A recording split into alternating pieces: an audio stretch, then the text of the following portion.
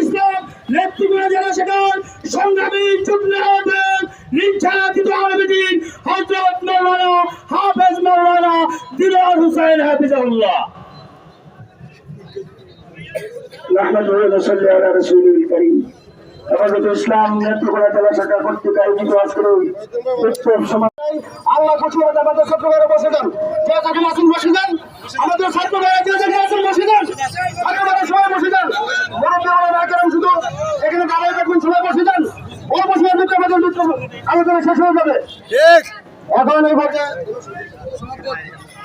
আমরা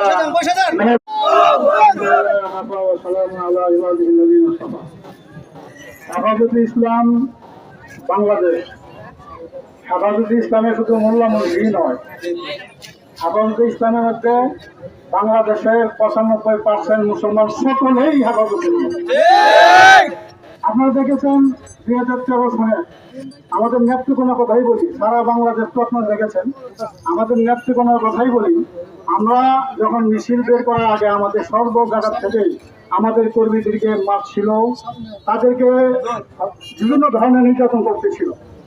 কিন্তু আমরা যখন মিছিল বের করেছি, মিছিল বের করার পরে এমন অবস্থা হয়েছে, যারা আমাদেরকে গাড়ি দিত, যারা আমাদের পিছনে নিয়ে গেছে, তারা নদী পার হয়ে মাথায় টুপি দিয়ে বলে আমি পরিশেষে আরেকটি বলতে চাই যে ফজলু তার ঘটনাটি শুনে রেখেন, কাজে লাগবে। হলো কিশোরগঞ্জের হযরত মাওলানা মরহুম মাওলানা আতাউর রহমান খান সাহেবের সাথে ইলেকশন করেছেন এবং তিনি বিপক্ষে ছিলেন। সে বলেছিল এই মোল্লা মুলভির যদি আমরা ফাঁস না করতে পারি তাহলে আমার কান কাটা যাবে। তারপরে দেখা গেছে সে ফেল করছে, ফাঁস করতে পারে নাই, তারপরে দেখা গেছে কান কাটা ফজলু।